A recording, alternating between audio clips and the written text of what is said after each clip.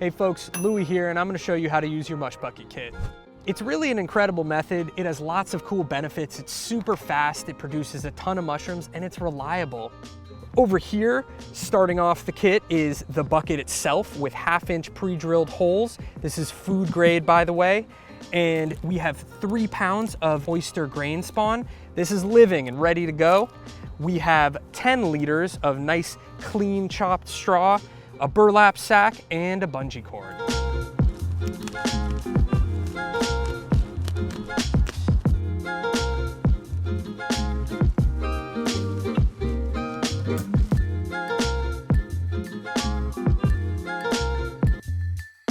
The time has come to pasteurize our straw. We gotta get a nice sized pot. This is 20 liters, but anything around 16 or above, quarts or liters, is gonna do just fine. Anything smaller and your bag won't fit well and you might get some overflow of hot water and you don't want that. We're using a turkey burner outdoors. You can use a stove inside just fine. We have a weight here that is probably around 20 pounds, plenty to hold down our straw so it stays submerged. And then of course, the straw burlap sack, really important because that's what the mushrooms are gonna eat.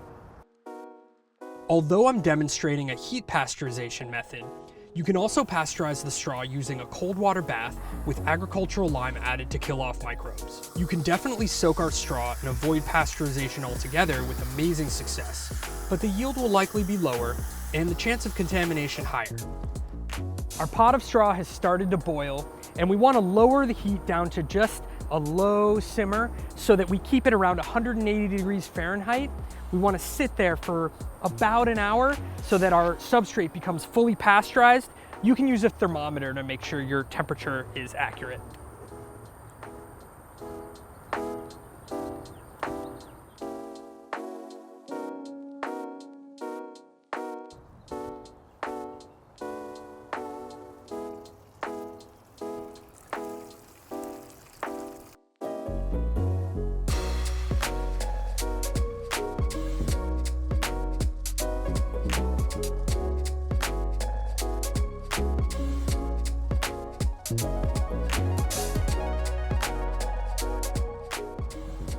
Before inoculating, make sure your bucket is thoroughly cleaned with soap and water.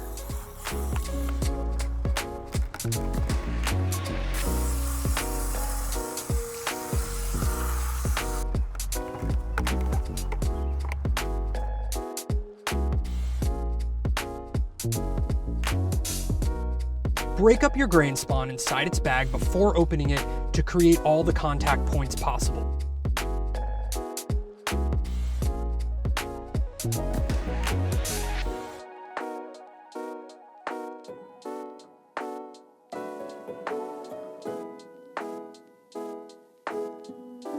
Begin filling your bucket by layering straw and spawn, alternating between the two. Continue adding layers until the bucket is full. If necessary, gently press down on the straw to fit everything, but be careful not to compact it too much because a large amount of headspace can lead to fruiting inside the bucket. Once your bucket is full, seal it tightly to keep everything in place and protected.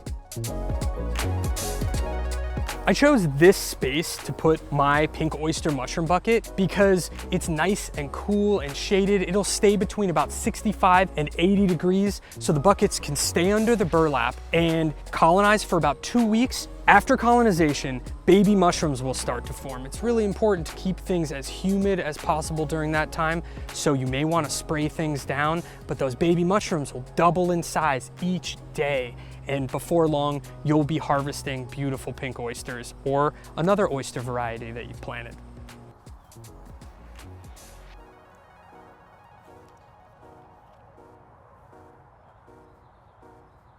You'll know that you're ready to harvest your mushrooms, not by size of the cluster necessarily, but you want to look at the edge of the caps of your mushrooms and you want to get them before they flatten out entirely. You want to get them while they're still curled over. You can really see the curl over here on these blue oysters, so they're still young. These pinks have just flattened out and are just past primo picking, but are still perfect to pick and will be delicious.